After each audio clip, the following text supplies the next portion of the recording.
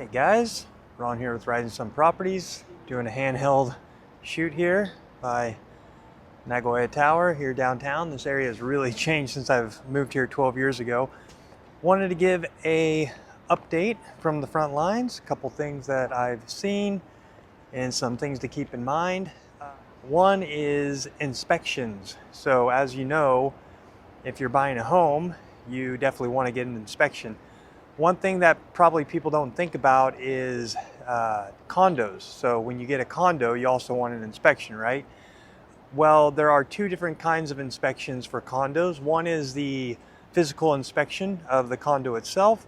So, the conditions, see if there's any problems with piping, stuff like that. But another inspection that I think a lot of people don't think about, or maybe don't even do if they're not aware of it, is the inspection on the management of the building. So if you're buying a condo, you will have extra charges monthly that won't come with a detached home. You'll have management fees, just payment to maintain the facilities, also repair reserve fees. So this will be a monthly fee for the lifetime of the property and can go up as the property gets older and needs more work. So a lot of times the newer the property, the cheaper the reserves will be because there's less upkeep and repairs needed. But how are those funds being managed? Are they being managed properly? Are there enough funds to take care of upcoming issues with the building? So if there's not a lot of people living in the complex and nobody's paying these reserve funds, and especially when it's an older building, then there might be a lack of funds, and it could be a worry point for the future of the condo itself. So we recently had that experience where we were moving forward with the condo. The physical inspection looked great. However, when we did the inspection of the management and the funds, we found there was a pretty big lack of funding and the repair. We can look at the history of the repairs, see what they've done, when they've done them, how much it costs, how much are in the reserves, how much is currently being put monthly into the reserves, and kind of see what the future's looking like. And we found that the funds were not matching what the future repairs of the building needed. So that means that as time goes on, the monthly charge for that for each tenant is going to raise drastically. So I think it was about 20,000, 23,000 yen a month currently, but in 4 to 5 years that could easily raise up to 50,000 a month. So that is a huge difference and something to think about. That inspection itself for the management cost about 25,000 yen, which is like 100, 60, 80 bucks, something like that. So well worth it. And again, we can organize that and check it. Hide is the president of our company and has a ton of experience in real estate. He can look at those reports and decide very quickly whether it's a worry or not. So if you're buying a condo, please keep that in mind. It can be a huge worry. We can do that background check for you, arrange it, pay for you, just pay for us, pay that to us later on. There are pros and cons to condos versus standalone homes. Standalone home, you're going to have to, when you buy a home, you don't want to just buy it and forget about it, right? You're buying it and want to be a part of the community. You want to maintain the home, do landscaping, make sure you're being a good neighbor, so to speak. With the condo, you don't really need to worry about that. You can just kind of leave it, forget about it. It's being maintained on its own, but there's an additional monthly cost that comes with that. So keep that in mind. And again, we can arrange for those kinds of inspections for you. Another thing to think about that it recently happened, but it happens quite often, unfortunately, is when you're looking for a property, if you sign up with us, thank you for all of our clients who have trusted us in our services. We've had some amazing clients this past year, so thank you guys so much. It's been a pleasure and a lot of fun for us to serve you guys. But you need to be patient when it comes to searching. Properties disappear overnight, literally overnight. So that's why I always say, I don't want to pressure sales anybody ever. It's your decision. We help you make the best decision possible.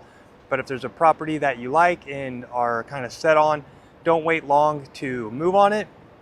I don't know what it is, but it seems like people just know there's something in the ether that people know when a property is about to go. There's been properties on the market for 6+ months, and then the day before we're going to move on the property, it's gone.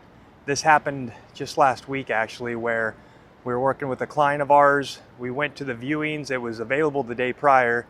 We called in to put in the intent to purchase, and there was an intent that was put in overnight. That could be a lie. I don't think in this particular case it is. That has happened in the past where maybe they just don't want to sell to our client because they're a foreigner. However, we try to vet that all immediately from the very beginning. You know, once in a while it does happen, but very rarely. I don't think this was the case. It was just really bad timing. Lost the house, and it was a pretty big bummer for our buyer. So that can happen. So when you're searching for properties, we typically will do 3 viewings in a day. If you have, you know, something in your mind that you want to view 20 properties, that is just not really reasonable.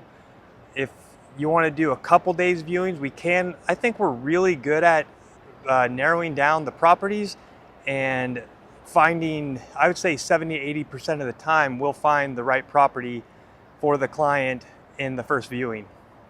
So we're just good at kind of getting the properties that can be problematic or have issues out of the way early, narrowing them down to the best 3 or 4, do the viewings, and then settling on properties. But you know, I've had instances where I've been several times where we've been on viewings and plan to view, you know, 6 properties, 7 properties in 2 days, and almost all of them were gone within just a couple days. You know, things kind of move quickly. So if we find a property for you and you want to move on it, I wouldn't wait long to put in the intent.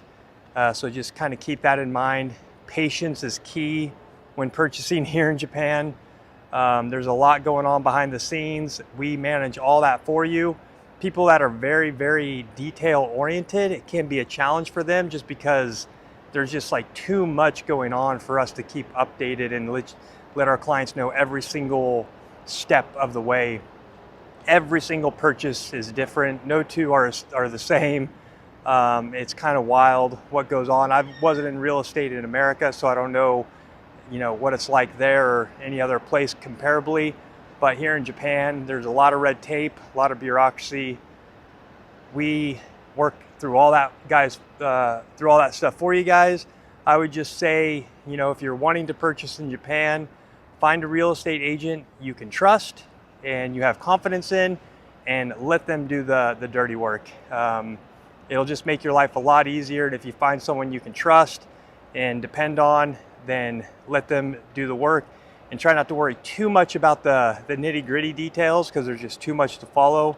We have a lot of experience, especially having Hide on our team and Sayuri and myself.